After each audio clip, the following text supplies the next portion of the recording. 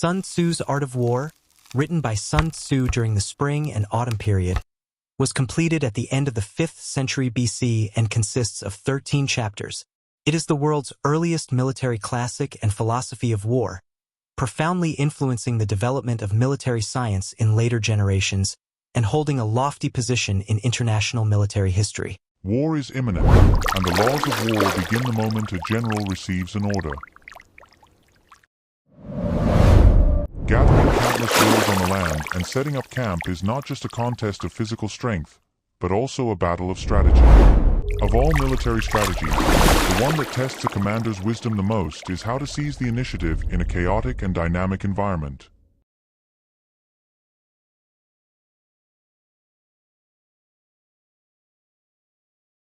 You must forcibly carve out a path to survival in a distorted time and space. This struggle for the initiative is extremely brutal. Whoever can control the rhythm will remain undefeated amidst chaos, working tirelessly day and night, braving the elements. The firelight illuminated their will and witnessed the soldiers' perseverance. In the pursuit of advantage, the strong go first and the weak follow. Disjointed forces and a lack of concentrated power are major. They abandoned their armor and marched day and night, raiding hundreds of miles to seize territory, and even the generals of the three armies could be captured. When a general marches 50 miles to seize territory, he often faces setbacks, and in the end, only half of his troops actually reach. An army cannot survive without supplies and provisions. Logistics is the lifeblood of war. Do not easily form alliances without understanding the intentions of neighboring countries. Do not march without being familiar with the terrain. The core of military strategy lies in deception and change. Troop actions are determined based on the enemy's situation and the allure of their interests. When acting, be as swift as the wind.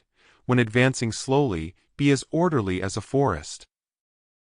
When attacking, be as fierce as a raging fire. When acting, be as powerful and awe-inspiring as thunder.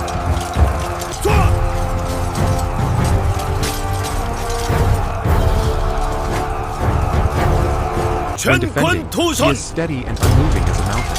When concealing yourself, be as unpredictable as dark clouds obscuring the sun. Resources should be allocated to soldiers, and profits from land acquisition should be shared to boost team morale. Weigh the power dynamics before taking action. Whoever grasps the wisdom of tact will be the winner. In the chaos of the battlefield, sound cannot be transmitted, so the sound of drums and gongs is used to unify and command the soldiers. In the chaos, visibility is poor, so flags are used to unify the soldiers' visual senses and actions. By combining flags and drums, the brave are prevented from venturing deep into enemy territory alone, and the cowardly are prevented from retreating without authorization. This is the art of war. Use drums more at night, and flags more during the day. This kind of command can completely change people's hearts. In war, it is essential to seize the enemy's morale and undermine their fighting spirit. Fluctuations in morale determine combat effectiveness. A skilled general will avoid the enemy's initial momentum to prevent unnecessary losses, and will attack when the enemy is fatigued. This is called managing morale.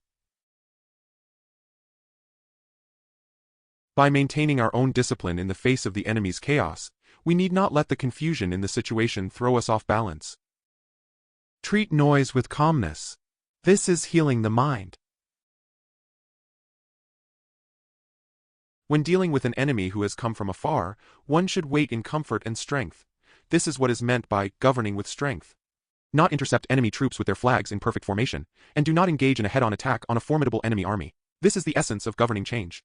Do not attack uphill when encountering an enemy occupying the high ground. Do not engage in direct confrontation with an enemy whose back is to the hill. Do not pursue the enemy when they feign retreat. Do not launch a direct assault on elite troops. Do not take advantage of small inducements. Do not press those who are cornered and desperate. Do not stop enemy troops who want to return home. Leave an opening when surrounding the enemy. The essence of military competition lies in wisdom and restraint, which together form the timeless principles of victory.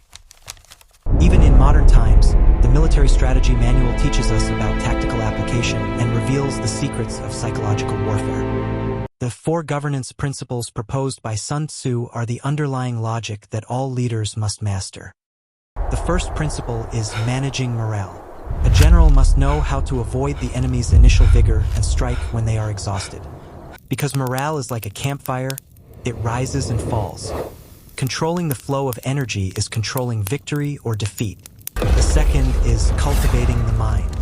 Facing chaos with one's own calmness requires extremely strong willpower. In this age of information overload, those who can maintain inner peace and remain calm are the ones who can make the right decisions. The third is management power. Knowing how to conserve energy and protect resources, and waiting for the enemy to tire themselves out, is the most skillful approach. The road to success is long. Blindly sprinting will only deplete your energy prematurely, ultimately causing you to fall before the finish line. Finally, there is adapting to change. Do not challenge a well-organized and powerful enemy. Learn to observe changes in a situation. These principles remain applicable to business competition and personal growth even today, many years later.